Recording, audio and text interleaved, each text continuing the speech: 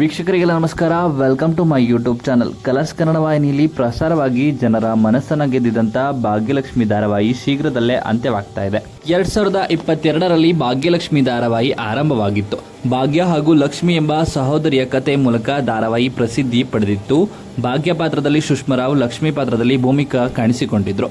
ಇನ್ನು ಭಾಗ್ಯಲಕ್ಷ್ಮಿ ಧಾರಾವಾಹಿಯ ಕತೆ ಯಾವ ರೀತಿ ಸಾಗ್ತಾ ಇದೆ ಅಂತ ನಿಮಗೆಲ್ಲ ಗೊತ್ತೇ ಇದೆ.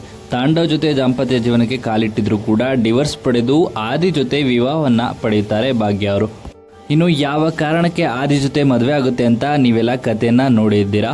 ಆದರೂ ಕೂಡ ಈ ರೀತಿ ಕತೆ ಮಾಡಬಾರ್ದಿತ್ತು, ಕತೆನ ಇಲ್ಲಿಗೆ ನಿಲ್ಲಿಸಿ ಅಂತ ವೀಕ್ಷಕರು ಕಮೆಂಟ್ನ ಮಾಡ್ತಾ ಇದ್ದಾರೆ.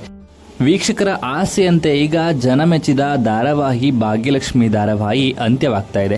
ಇನ್ನೇನು ಕೆಲವೇ ದಿನಗಳಲ್ಲಿ ಭಾಗ್ಯಲಕ್ಷ್ಮಿ ಧಾರಾವಾಹಿ ಅಂತ್ಯವಾಗ್ತಾ ಇದೆ. ಹೊಸ ಧಾರಾವಾಹಿಗೆ ಸ್ಲಾಟ್ನ ಬಿಟ್ಕೊಡ್ತಾ ಇದೆ. ಇನ್ನು ಈ ವಿಡಿಯೋ ಇಷ್ಟ ಆಯಿತು ಅಂದರೆ ಲೈಕ್ ಮಾಡಿ. ಇದೇ ರೀತಿಯ ಮತ್ತಷ್ಟು ಹೆಚ್ಚಿನ ವಿಡಿಯೋಗಳಿಗಾಗಿ ನಮ್ಮ ಚಾನಲ್ಗೆ ಸಬ್ಸ್ಕ್ರೈಬ್ ಮಾಡಿ.